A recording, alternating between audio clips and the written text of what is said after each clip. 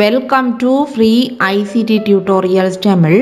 கணனி வலையமைப்பு computer network என்றால் என்ன என பார்க்கலாம். ஒரு பாடசாலை கணனி ஆய்வு கூடமாக இருக்கலாம் அல்லது ஏதாவது ஒரு நிறுவனமாக இருக்கலாம். அங்கு நிறைய கணனிகள் இருக்கும். அங்குள்ள கணனிகளை ஒன்றுடன் ஒன்று இணைத்தல் தான் கணனி வலையமைப்பு அல்லது கணனி வலையமைப்பாக்கம் எனப்படுகின்றது. இப்படி கணனிகளை ஒன்றுடன் ஒன்று தொடுப்பதன் மூலம் என்னென்ன நன்மைகள் அதாவது அனுகூலங்கள் எங்களுக்கு கிடைக்கின்றன என பார்க்கலாம். இங்கு சில அனுகூலங்கள் குறிப்பிடப்பட்டுள்ளன. இப்ப நீங்கள் விரும்பும் கணனி விளையாட்டுகளையும் வேறு மென்பொருட்களையும் பொதுவாக பயன்படுத்துவதற்கான ஆற்றல் இந்த வலையமைப்பு மூலம் மேற்கொள்ளக்கூடியதாக இருக்கும். இப்ப அது தவிர சித்திரங்கள் என்று சொன்னால் நீங்கள் வரைந்த சித்திரங்களாக இருக்கலாம், படங்கள் பிக்சர்ஸ் போட்டோஸாக இருக்கலாம், ஒளிப்படங்களாக இருக்கலாம், பாட்டுக்கள், காணொளிகள் போன்ற பல்வேறு மாதிரி உருக்களின் கோப்புகளை பயன்படுத்தத்தக்கதாக இருக்கும். இப்ப பலருடன் நாங்கள் ஷேர் பண்ணி கொள்ளக்கூடிய மாதிரி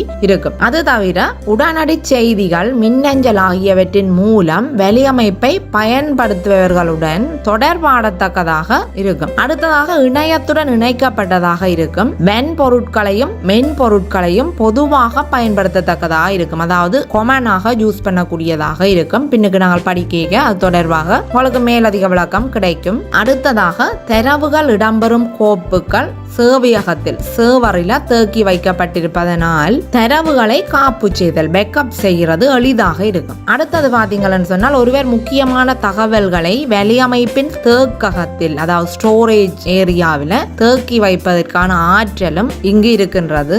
ரைட். அடுத்ததாக கணனி வலையமைப்புகளை இணைக்கும் போது பயன்படுத்தப்படும் ஊடகங்கள் பற்றி பார்க்கலாம். எந்த ஒரு பொருளையோ அல்லது மெசேஜையோ அதாவது நியூஸ் ஏதாவது ஒரு பொருளாக இருக்கலாம் அல்லது ஒரு மெசேஜாக இருக்கலாம், நாங்கள் ஒரு இடத்துல இருந்து இன்னொரு இடத்திற்கு கொண்டு செல்வதற்கு ஊடகம் மீடியா மிக முக்கியமானதாக அமைகின்றது. ஊடகம் என்று ஒன்று இல்லாமல் ஒருவர் கதைப்பதை இன்னொருவர் கேட்க முடியாது. உங்களுடைய வகுப்பறையில ஆசிரியர் கற்பித்துக் கொண்டிருக்கிறார், அவர் கதைக்கிறது உங்களுக்கு கேட்குது என்று சொன்னால் அதிலே ஒரு ஊடகம் ஒன்று பயன்படுத்தப்படுது. இப்ப ரேடியோ பாடலை நீங்கள் கேட்க வேண்டும் என்று சொன்னால் அது ஒரு ஊடகம் பயன்படுத்தப்படுது. இந்த சந்தர்ப்பத்திலே எல்லாம் இங்கு வழி ஏஆர் ஊடகமாக இருக்குது. அதே போலதான் ஒன்று வயர்ட் மீடியா வடங்கள் உள்ள முறை, அடுத்தது வயர்லெஸ் மீடியா வடங்கள் இல்லாத முறை அல்லது வடங்கள் அற்ற முறை. அதாவது இங்கு வடங்கள் உள்ள முறை என்பது தரவு அல்லது தகவல்களை கடத்துவதற்கு அதாவது பரிமாற்றுவதற்கு வயர்கள் கேபிள்ஸ் பயன்படுத்தப்படுது. இதற்கு உதாரணங்களாக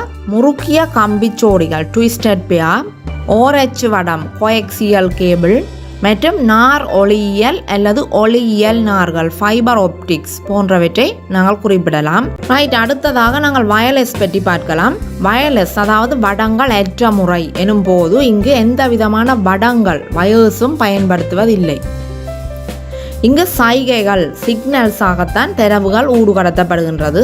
உதாரணமாக ப்ளூடூத், வைஃபை, வானொலி அலைகள் அதாவது ரேடியோ வேவ்ஸ் மற்றும் செங்கீழ் அலைகள் இன்ஃப்ராரெட் வேவ்ஸ் அதாவது ஐஆர் ரேஸ் ஆகியவற்றை நாங்கள் குறிப்பிடக்கூடியதாக இருக்கும்.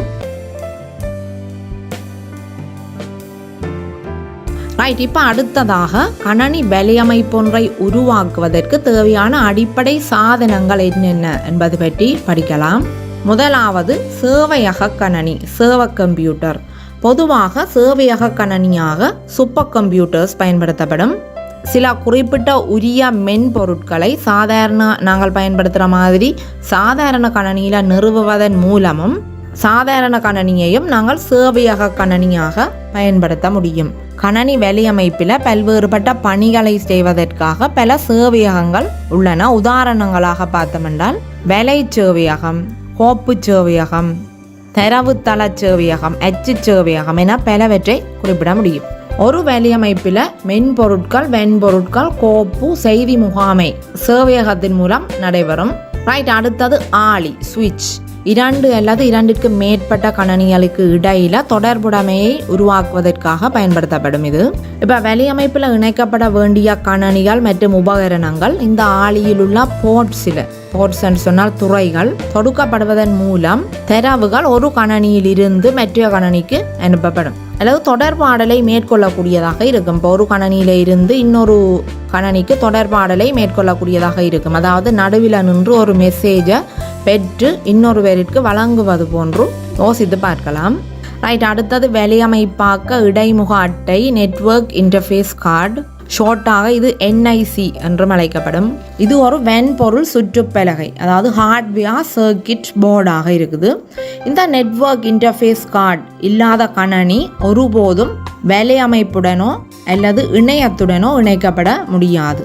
இந்த வலையமைப்பாக்க இடைமுக அட்டை பிரதானமாக 2 வகைப்படும். ஒன்று வயர்ட் நெட்வொர்க் இன்டர்ஃபேஸ் கார்டு, மற்றது wireless network interface card. Right, அடுத்ததாக RJ45 வடம்.